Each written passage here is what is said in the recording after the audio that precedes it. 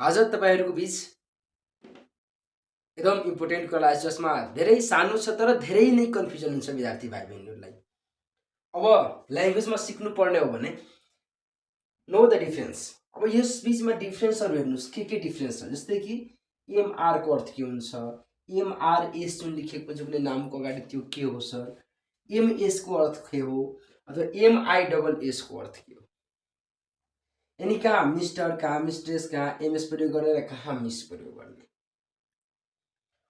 यसमा डाउट नहुनु होला।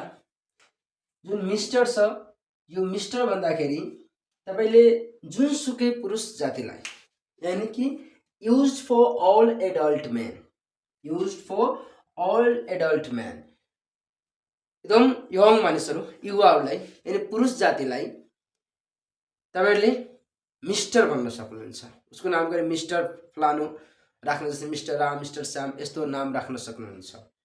All adult man, used for all adult man, women को लागि अर्को हुन्छ। वोमेन को नाम गरी मिस्टर प्रयोग नगर्दिनु होला है, यो मात्र पुरुष जातिको लागि हुन्छ है।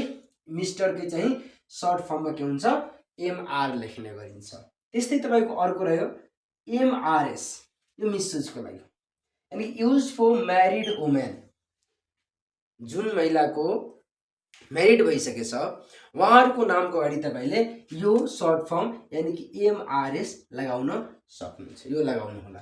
त्यस्तै अर्को रहेछ एमएस। सर्व यो त महिलालाई भयो, फेरि एमएस के हो, एमएस लेखेर पनि यस्तो नाम लेखेको हुन्छ हैन, सरी एमएस लेखेर अनि के लेखेको हुन्छ नामहरु, त त्यो अब के हो, यसको अर्थ के हो।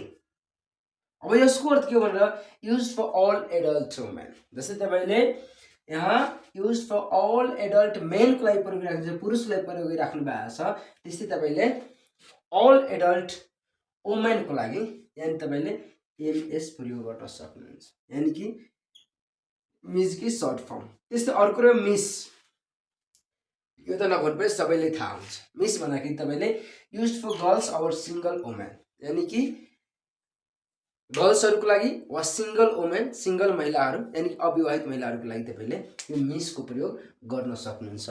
मलाई पक्कै विश्वास छ, मलाई आशा छ कि तपाईले यो कुरा बुझिसक्नु भयो होला र केही कन्फ्युजन छ भने मेसेज गर्नु होला।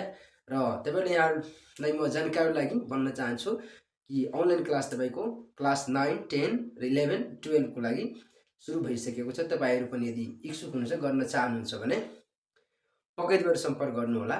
र यदि भिडियोलाई मन पराउनु भयो होला भने सब्स्क्राइब गर्नु होला र कमेन्ट गर्न नबिर्सनु होला र